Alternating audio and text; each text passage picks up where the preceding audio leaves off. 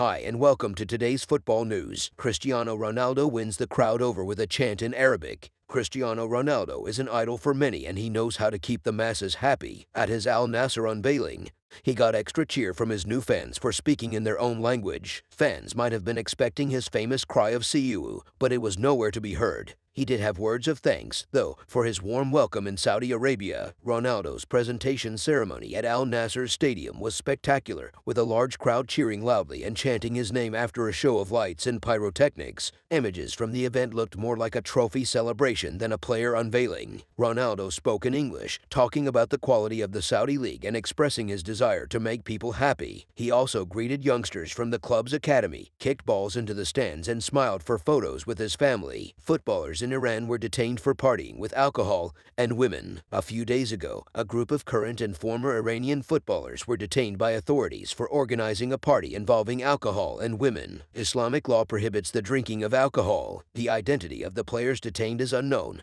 but they are known to include footballers from Iran's top division Pro League. All players have since been released. Footballers and ex-players from one of the top clubs in Tehran were arrested during a mixed party in the city of Damavan, reported the Tasnim agency. Infantino was criticized for a selfie in front of Pele's coffin. FIFA President Gianni Infantino has been widely criticized for having a picture taken next to the coffin of footballing legend Pelé, who passed away last week. He was one of the major figures at the funeral of the Brazilian legend on Monday, but the occasion was soured when the Swiss were seen taking a selfie in front of the open coffin, showing a total lack of respect for the former Santos and Brazil striker, as well as the other mourners such as his family members. The photograph portrayed the leader taking a selfie, smiling tentatively, along with other people who attended the funeral, all just a few centimeters away from the legend's coffin. There was, as predicted, a big backlash on social media from people who were far from impressed that he chose to take the selfie. Messi is welcomed back to PSG training with a world champion's reception. Lionel Messi's teammates prepared a guard of honor to welcome the Paris Saint-Germain star back to training after Argentina's triumph in the 2022 World Cup.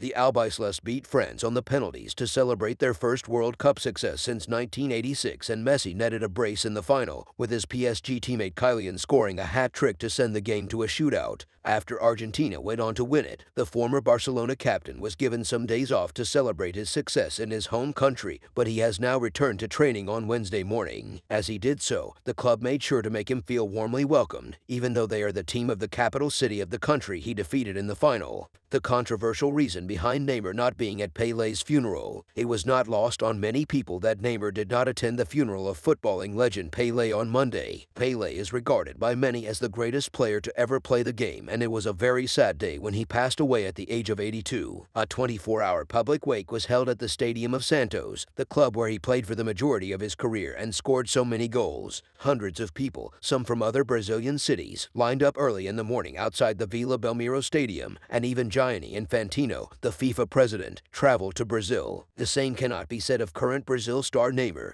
who is also a product of the Santos Youth Academy and became a star there before moving to Barcelona. FIFA to name their headquarters pitch in Zurich after Pelé. Gianni Infantino attended Pelé's funeral on Monday at the Vila Belmiro Stadium in Brazil, and the FIFA president suggested that each of the 211 member federations name at least one stadium or venue in their respective countries after the Brazilian legend. Following the funeral, Infantino revealed the World Football Governing Body's decision to name the football pitch at the FIFA headquarters in Zurich after Pelé. The most important is to pay tribute to King Pelé, and whilst I humbly suggested that throughout our 211 member associations, at least one football stadium or venue is named after him, we will set the example by giving the pitch in our headquarters the name Estadio Pelé, FIFA Zurich, Infantino noted. Pelé passed away on December 29th at the age of 82. The three-time World Cup winner had been struggling with health issues for some time and was taken to hospital in early December. Gunners missed the chance to go 10 points clear in a stalemate. In what was a tempestuous encounter, Arsenal failed to score in a Premier League match for the first time in 17 games as they struggled to create quality chances against Eddie Howe's team despite bossing possession. Arsenal's frustrations were raised further in injury time as a late penalty appeal for a handball from Jacob Murphy was not awarded by referee Andy Madley and VAR did not intervene. Arsenal boss Mikel Arteta called it a scandalous decision. The result further strengthened Newcastle's case for a top-4 finish as they defended their box expertly and protected their goalkeeper Nick Pope.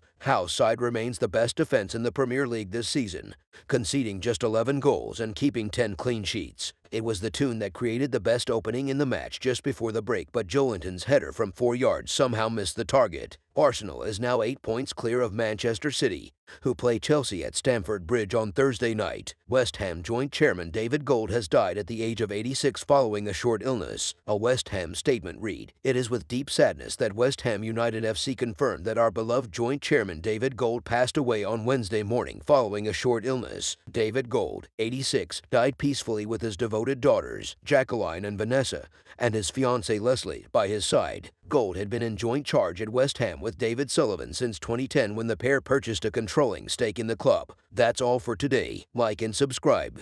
Sensational! Sports Friendly, the game is on.